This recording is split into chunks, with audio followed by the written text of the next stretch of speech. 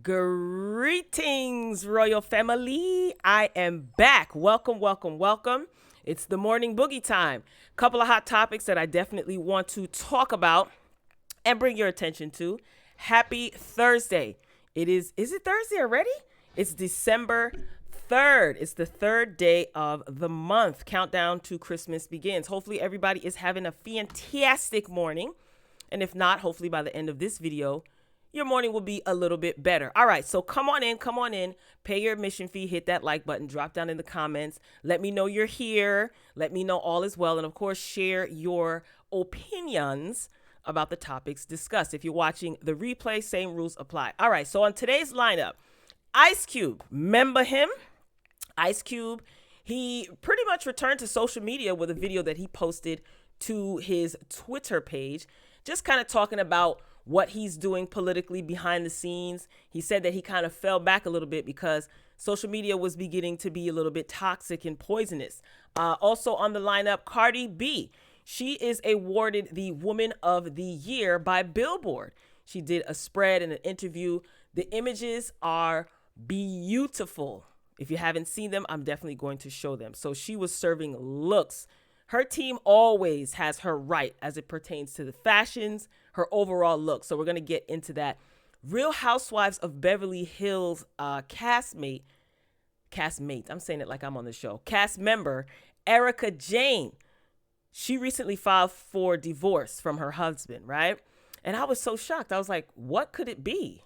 Baby, her husband is being sued for embezzlement, and she's caught up in this lawsuit as well. So definitely going to touch on that drama. Got some other topics sprinkled in between. So kick back, relax. Remember, don't forget to pay your admission fee, hitting the like button. Trust me, it helps. Okay, thanks in advance.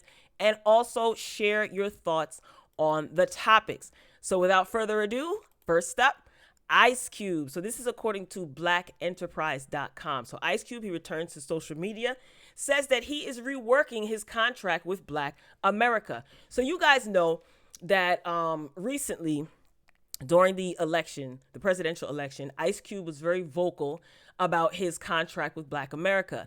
And he met with the Trump administration and the Trump advisor, Trump senior advisor, Katrina Pearson. She sent out a tweet basically thanking Ice Cube for his, quote, willingness to step up and work with the Trump administration, right? So he received a lot of backlash after that. You know, Ice Cube, along with a couple of other rappers like 50 Cent, Lil Wayne, they had their comments about Trump. Lil Wayne, he was taking pictures with Cheeto 45, and, you know, he was kind of endorsing him, which is weird because Lil Wayne can't even vote. Not so fun fact. He can't register to vote because he is a felon. So 50 Cent went onto the Breakfast Club not too long ago and said that he was offered, what, $1 million or $2 million or something like that. It was in the millions. I don't know if it was one or two, to endorse Cheeto 45. And he said he thought about it, but decided not to. And he feels, in his opinion, he can't prove it, but he feels that Lil Wayne was most likely paid to endorse Cheeto 45. So in the beginning of the video, Ice Cube says, yeah, what up? It's your homie, Ice Cube. I know a lot of people have been wondering, you know, where I've been. You know, I was real active before the election, talking about what's needed specifically for the Black community. About 10 days or 2 weeks before the election, I pushed back, you know, all the way until pretty much until now. Is that what it says? Yeah, until pretty much till now. Anyway, because I felt there was a lot of noise. He felt that there was a lot of noise, a lot of poison, a lot of people with their own agendas, personal agendas, or party agendas. He did a couple of interviews, and I know people are entitled to their opinion. That's totally fine. I don't know. It's hard to say because people can come off as they're authentic and genuine and be as fake as a $3 bill. So you never know. But I did listen to some of his interviews and listen to some of his points. And I guess it's because he is associated with the group NWA, you know, the controversial rap group from the late 80s. It's 80s, right? Late 80s into the 90s or so. maybe people didn't take him seriously and they think that he's bought and paid for. I don't know. You just never know with people. So he basically was saying that he fell back because people were attacking him, you know? So this is his video. It's a 5-minute video, but I'm going to fast forward to the 3-minute mark. So you listen to the 3-minute mark until 5 minutes. He pretty much just, you can watch it if you want to, the whole thing. But for time's sake, I'm just going to shorten this. So like to hear it? Here it go.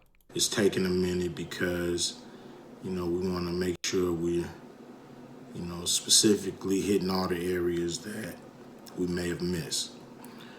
So, that's what I've been doing for the last few days, away from social media, because social media, puts a lot of poison in the air, and a lot of people don't really care about getting to the truth and the real business. They just want to figure out where they don't agree with you and hit you with it, And so I understand that game. I understand, I'm a big boy. I'm more than a rapper. I know y'all won't like to clump us all together when it's convenient for you, and then you don't give a fuck about us when it ain't. Hey, watch. But it's cool. At the end of the day, we here to try to, if we can make things better for people, if that's in our heart. And so it's in my heart, so I'm gonna keep doing it. I feel like it's a cleansing going on in our community, because the real and the fake is separating. And all the people who diss what I was doing, I'm gonna just watch you and see what you get out the whole deal. You talking about I was worried about getting some like taxes or some shit. Yeah, right. Anybody that would go through all this for some fucking taxes is an idiot. But at the end of the day, we'll watch you and see what you get, and then we'll watch the people and see what they get. Mm-hmm. And that's what I've been doing. I'm gonna keep doing what I'm doing, behind the scenes, in front of the scenes. If you don't see me doing nothing, you'll hear about it. And that's it. That's how it was, that's how it is, that's how it shall be. Yeah. Yay. We be clubbing. Remember that song? Anyway, listen, I respect it. Sometimes it's best to just keep quiet and do what you set out to do. So like he said, if you don't hear him, you don't see him, just know that he's working behind the scenes. He got a lot of criticism. He really did. And I'm pretty sure that he's used to criticism. But what probably hurt him or frustrated him the most, I'm just assuming, I don't know Ice Cube personally, but I'm just assuming, is that he is making an effort to do something for the Black community as a whole. And he's being met with resistance by so many people in the Black community. So I get it. He didn't lash out, which I liked. He kept his composure. Like he said, he's just going to be behind the scenes doing what he got to do. So there it is. Let's talk more action. I'm here for it. All right. Up next, according to Billboard, Cardi B is the woman of the year. She says that she likes justice, but she also likes to pop her bleep. Now these images, look at her looking like culture right here. So this is a pretty cool award. I do like this spread. This is very, very long. I'm not reading all of this at all. I'll skip. I did want to skip to, look at this look. Of course, she's getting, a lot of accolades for her. Look at this. What is she standing on? Stilts or something? My goodness. These looks. This girl's team is tight. Okay. Her song WAP is very, very popular, still charting. Look at this look. Very, very nice. Colors on point. Shoes are fire. Cardi B has been voicing her opinion about the election. She got into it with Candace Owens shared her opinions about Cardi B, so there was a back and forth between them. This is a cute look as well. This reminds me of one of the stepsisters from is it not Cinderella? What the heck? Snow White? Or is it Cinderella? Cinderella. I don't know for some reason. That blue and pink with that red. I love her hair in this photo. Looking just like her daughter. Of course, this is the WAP video. So yeah, she served some looks. This is my favorite. This right here.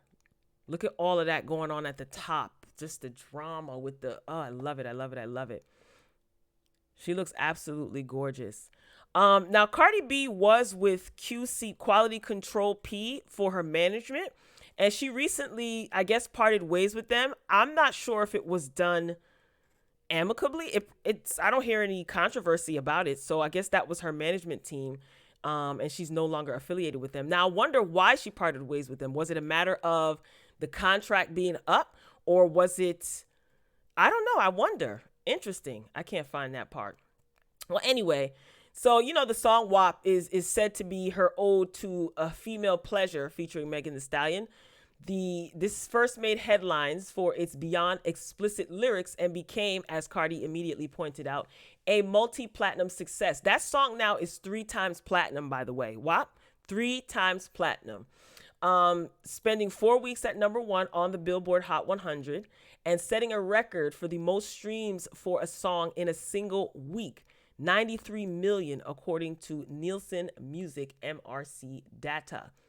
With its eye-popping cameo-filled video and a feature from one of hip-hop's biggest new stars, WAP checked the usual boxes needed for a hit in 2020. But the song's success had a deeper significance, too. It was a clever Trojan horse for the myriad ways Cardi influences the culture with every move she makes. Now, this is a well-written article. They're basically singing her praises. So, again, this is a very, very long article.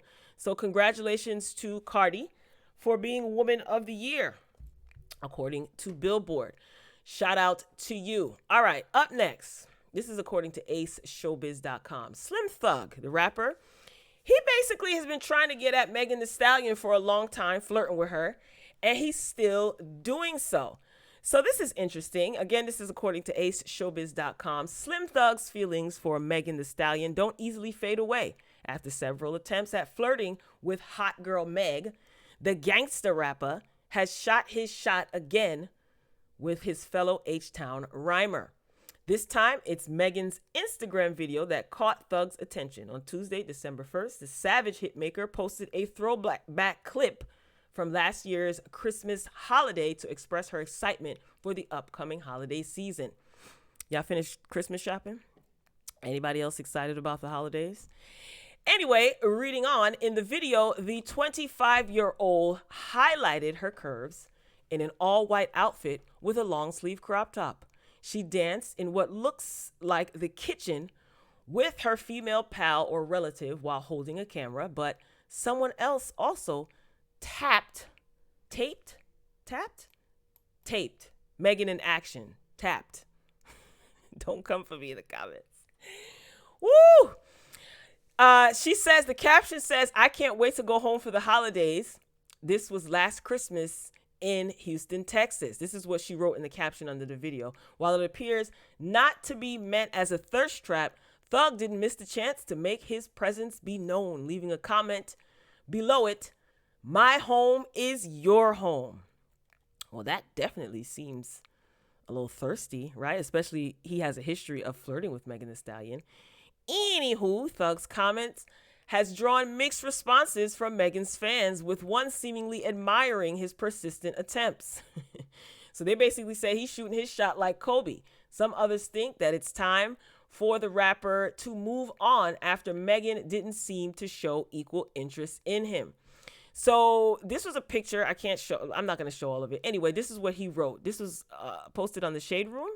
So he wrote, "She need a Texas ninja that's taller than her, that can handle all that ASS. Get you a OG like B." So people are telling him, Slim, let it go, move on. He commented under another one of her pictures. This was captured by the Shade Room. So Megan was trying on her new Savage Fenty lingerie, and she took a picture. And he says, "Come your fine ASS home."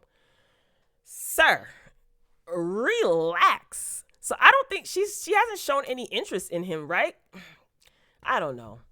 This is a little, it's giving me creep squad vibes, right? I mean, I can understand you admiring her because you think she's attractive, but sir, relax. Some others insinuated that Thug doesn't deserve to be with Megan. After the way you talked about women, sir, leave this girl alone, one told him. Another came with a warning. See, I don't know him, but guys who are this persistent be the main ones who end up wasting your damn time. LMAO. Yo, this is too funny. Yeah, so there you have it. I mean, if maybe, I don't know, maybe they're seeing each other behind the scenes. That's why he feels so comfortable, writing under her post. Who knows? It's getting him attention because I'm talking about it. Again, shout out to aceshowbiz.com. That is where I read the article from. All right, up next. This is according to the Jasmine brand on their Instagram page. The Jasmine brand reports that LeBron James lands a 2-year, $85 million. You got to say it deep when it's that much money. Extension with the LA Lakers. So according to reports, LeBron James has snagged another big payday on the heels of helping the LA Lakers win its 17th NBA championship. The news surfaced Wednesday, December 2nd, that the mega contract runs through 2023, the same year that LeBron James' son, Bronny James, graduates high school and could have the option to enter the NBA draft if the league and NBPA change the high school to pro rule. Now, the full story is on the JasmineBrand.com. So congratulations to you. Wouldn't that be interesting if Lil Bronny goes to the NBA? I know LeBron James would be so excited and so proud of his boy. So shout out to LeBron James. Whew, the stock keeps going up. Kudos to you, black man. Kudos to you. All right, make sure y'all liking the video. Make sure you guys are liking the video throughout the broadcast. If you're just entering, welcome to the Morning Boogie. So far, we talked about Cardi B being awarded the Woman of the Year accolade by Billboard.com. Slim Thug is still flirting with Megan Thee Stallion, commenting under her posts. And Ice Cube. I showed a video of Ice Cube talking about where he's been since the election, what he's doing now, and what he plans to do going forward. So just to catch you up. All right, so now this is according to eOnline.com. Kandi Burruss sounds off on the Real Housewives of Atlanta's Strippergate. So you remember Cynthia recently got married and she had a bachelorette party that I'm now finding out Kandi was in charge of putting together. So there were rumors circulating about Tanya Sam, who has recently stopped filming with Housewives of Atlanta. Apparently, Tanya Sam was involved with the male exotic dancer, and so was Portia, all at the same time. That is what is circulating in the tabloids, okay? Tanya Sam, she denied it. She got offended because they are using that storyline to promote the new season, which airs this Sunday, if I'm not mistaken, whatever Sunday's date is. And Tanya is not feeling that. That's not a good look. So Kandi now is talking about what took place that night, kinda. So she says, here's the thing. I was put in charge of the bachelorette party. Now, you know very well that if I have anything that I'm in control of, I'm going to do my best to make sure that everybody has a good time. This is what she told E! News exclusively ahead of Sunday's Real Housewives of Atlanta season 13 premiere on Bravo. So it seems like it's a whole lot of press going on. Yesterday, I talked about Cynthia Bailey suing her ex-husband, Peter Thomas, for money that she is owed, $170,000 to be exact. And now Kandi is now speaking out regarding this. Kind of speaking out. Anyway, she goes on to say, so since I was in charge, I just did my best to make sure it was very over the top. It was a very over the top night that everyone would definitely remember. And that's what I did. And so let's just say that these girls definitely got a night that they will never forget. Beautiful picture of Kandi right here coming up. According to Kandi, all the ladies had a good time while letting loose with the stripper as seen in the trailer. So this is a nice photo of Kandi. She says, Nobody was freaked out. Everybody was totally excited about the male entertainer coming to perform. Nobody was sitting there saying, oh my God, why did you do that? Everybody was more than happy that he showed up. So she was asked by the interviewer, did she hear any noises the night that the stripper came over? So she says, I will not say anything. And then she laughed. I am not getting into that one. As for Cynthia's thoughts on the wild weekend, Kandi added, she said that's the best party she ever had in her entire life. In addition to Strippergate, Kandi also sounded off on NeNe Leakes' departure from the series after last season. See, it never fails. Why do y'all always have to bring up NeNe? This is the interviewer, I'm sure. The interviewer probably asked, what do you think about NeNe not being on this season? So Kandi says, and I like the way that she answered this, she's always going to be a major part of our family. It is what it is, but this is a show where people come in and out. And this year, she's just not here. Good way to answer that question, because I'm pretty sure they were looking for Kandi to say something shady. They wanted to capture that so that they could use it, I guess, to promote the season. So a lot of drama surrounding the the Housewives of Atlanta as the premiere of season 13 approaches. It's marketing, it's show business, it is what it is. But I have a strong feeling that it's not going to be all it. They're hyping it up, and I don't think it's going to live up to the hype, put it that way. So I'll be tuning in. Are you going to be watching? Drop down in the comments and let me know. Moving on. Okay, so this was a last minute ad. So I was perusing the Instagram streets, and I saw that the Neighborhood Talk posted this. Real Housewives star Erika Jayne, her ex Tom Girardi, is sued for allegedly embezzling millions from crash victims. So this is the caption that the Neighborhood Talk typed up. This is on their Instagram. Woo-wee. Erika Jayne and her somewhat estranged hubby, Tom Girardi, were out living their best lives, allegedly off of money intended for plane crash victims, according to a lawsuit obtained by TMZ. Tom was hit with a lawsuit for allegedly embezzling money from a settlement intended to compensate the families of victims from the Lion airplane crash flight 610. Have you guys heard about this? The firm, I think he meant to type representing, whoever typed this up. The firm representing the plaintiffs, Edelson, I guess that's the name of the firm, said Tom used that money to fund his lavish lifestyle with Erika. What's interesting about this is that the firm claims Tom needed the money to keep his business going due to the various loans taken out. The most shocking is the firm claiming that Erika is only divorcing Tom to hide her assets. So I said, oh, wait a minute, Mr. Postman. I have to look further into this. And here's an article from thelist.com.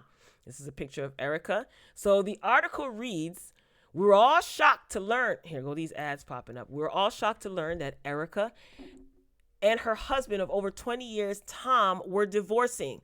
Now, even more shocking news emerges that the divorce is actually a pretense to protect Tom's assets in the wake of massive debt. And he may even be attempting to embezzle money from plane crash victims. That's via page 6. My jaw, I'm telling you, this is a shocker. Anyway, moving on, or reading on. These wild accusations are part of a lawsuit brought by Edelson PC, which is a class action firm that represents a number of Lion Air Flight 610 crash victims' family members. The suit filed Wednesday alleges Tom and his law firm, Girardi Keese, embezzled millions of dollars while settling claims for clients. According to the bombshell lawsuit, Girardi Keese, which is the law firm, is, quote, on the verge of financial collapse and locked in a downward spiral of mounting debts and dwindling funds, end quote. As thus, the suit says, to protect his assets, the Real Housewives of Beverly Hills couple is engaged in a sham divorce. This is a nice picture of Erika. The lawsuit elaborates on his incredulous claim, alleging, While Erika publicly filed for divorce this month on information and belief that divorce is simply a sham attempt to fraudulently protect Tom and Erika's money from those that seek to collect on debts owed by Tom and his law firm, GK. This is via Today. So she filed for divorce basically to protect their assets because Tom is in an insurmountable amount of debt. So the divorce is also an attempt to make sure Tom continues to use that money to fund his and Erika's lavish lifestyle, release personal guarantees, pay down loans, route the money to friends and family, and satisfy other outstanding debts. Ooh, the ghetto. While we don't know the veracity of these claims, which are part of a federal suit, according to Fox News, clearly they are extremely shocking. We also don't know if the eyebrow-raising drama will be part of any storyline on Real Housewives of Beverly Hills episodes. While Erika herself hasn't publicly commented on the lawsuit, she did post to Instagram with what could be constructed as a hidden message. She typed, "High drama." And that was under a picture of herself. My God, today. So basically, Tom is in legal trouble and debt up the yin yang. And this was a sham of a divorce. Because I know, well, if you watch Real Housewives of Beverly Hills, I don't know, was I the only one that was taken aback? I mean, people get divorced all the time, but I'm like, why is she divorcing him? And I said, let me find out she's trying to take him to the cleaners because she want that money. But this is scandalous. And I wonder if it is going to be a part of the show. Let me know what you think, y'all. Did you guys hear about this? Now that is trifling. And if he is found guilty, he deserves to be punished for sure. Because you're talking about, I never even heard of this plane crash, Flight 610. I didn't hear about it. If you guys know more about it, put it down in the comments and let me know. But this is scandalous, and he definitely deserves to be punished, both of them, if they are found guilty. They ghetto. Moving along. All right, this is the final story, y'all. I'm wrapping it up. I'm trying not to keep y'all long, and I think I'm doing good on time. All right, so Tichina Arnold, she will always be known as Pam to me from Martin, okay? She says that the Grammys is plagued by a flawed system, and it's unfair to real artists. So this is an article from TMZ. I would play the clip, but I don't know who might try to snatch it down because they own the rights to the video. So I'll just read it. Trust me, that has happened to me before for an Instagram video. Anyway, Tichina Arnold believes a real catch-22 with the Grammys right now, and it may signal the end of the music industry's biggest award having any real significance. Fresh off of co-hosting the 2020 Soul Train Awards, Tichina joined TMZ Live on Monday to address the fallout of some big-name artists, most notably The Weeknd, getting snubbed for Grammy nominations last week. She says the major problem is talented artists whose music is popular are often a total blind spot for the people in charge of choosing nominations. The Soul Train Awards honored several acts like Chris Brown, Her, and Summer Walker, overlooked for the Grammys' major awards this year. And Tichina says artists are not only noticing it, but they're fed up. Halsey, Drake, Elton John, and The Weeknd himself have all openly suggested there's a disconnect between the music and most award shows. Tichina says the problem is compounded because the major awards still have a big impact on revenue for up-and-coming artists. And that's the real reason getting overlooked sucks for them. What a smart lady, right? She gets it. There's also some other stuff, entangled in the politics with the Grammys and artists getting snubbed and things like that. But if you want to hear what she said, just go ahead on to TMZ.com's website and you can click on the video. All right, so what do you guys think? What do you guys think about the Grammys snubbing, quote unquote, certain artists? I know The Weeknd was very, very, very vocal about not getting his just due, pretty much. This is not the first time. It's not going to be the last time that artists feel like they're snubbed by the Grammys.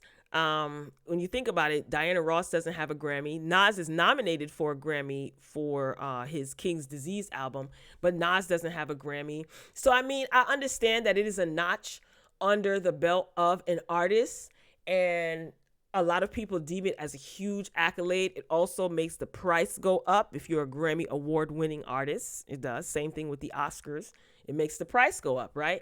But I think people are over it now. I agree with Tashina. People are noticing and people are over it now. So I feel like the argument, if you don't have a Grammy, like if I was an artist and I was very successful pulling numbers and all this other stuff, being awarded by other entities, and I don't have a Grammy, does that make me, can I not sit at the table still? I mean, come on. Nas doesn't have a Grammy. Diana Ross doesn't have a Grammy. Susan Lucci didn't get an Emmy, right? Did she ever get one? Susan Lucci, who is like soap opera royalty. So does having a Grammy even mean anything in 2020 these days? You know, I mean, I don't know. It doesn't make you any more or less talented, because there are plenty of people who have Grammys who people feel shouldn't have gotten Grammys, and vice versa. Plenty of people who don't have Grammys who people feel that they should have Grammys. This caffeine is sending me, y'all. All right. So that's about it. That's all I got. Hopefully you guys enjoyed the commentary. Drop down in the comments and let me know. Just to recap, we talked about Ice Cube. He's back on social media. He says basically he fell back because, you know, everybody was coming at him and criticizing him and being mean, and people who he interviewed with had their own agendas. They were trying to further their own agendas. So he's basically going to say less and do more.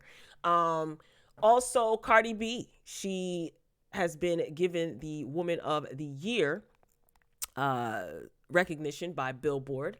Billboard.com. The full article and the images are on Billboard.com's website. Slim Thug, still trying to, you know, get at Megan Thee Stallion, flirting with her in her comments, and she seems to be ignoring him. But yeah, is it pathetic? Is it creepy?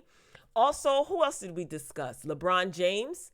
He signed a 2-year, $85 million extension with the LA Lakers. What do you guys think about that? Candy, she kind of, but didn't speak out regarding the bachelorette party that was held for Cynthia. She was in charge of it. What do you guys think about that?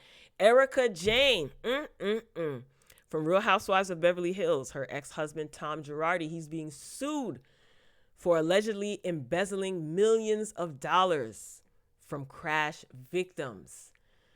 Yikes. And then what I just talked about, Tashina Arnold, she gave her opinions on artists being snubbed by the Grammys. So that's it. Good timing, ladies and gentlemen. I want to thank you for joining me for the Morning Boogie. Make sure you guys are following me on social media at she_royalb on Instagram and Twitter. I also have a Twitch account, twitch.tv/she_royalb. So it's a live streaming app, you know. So go over there, check it out. I'm going to start going live over there after I upload these videos.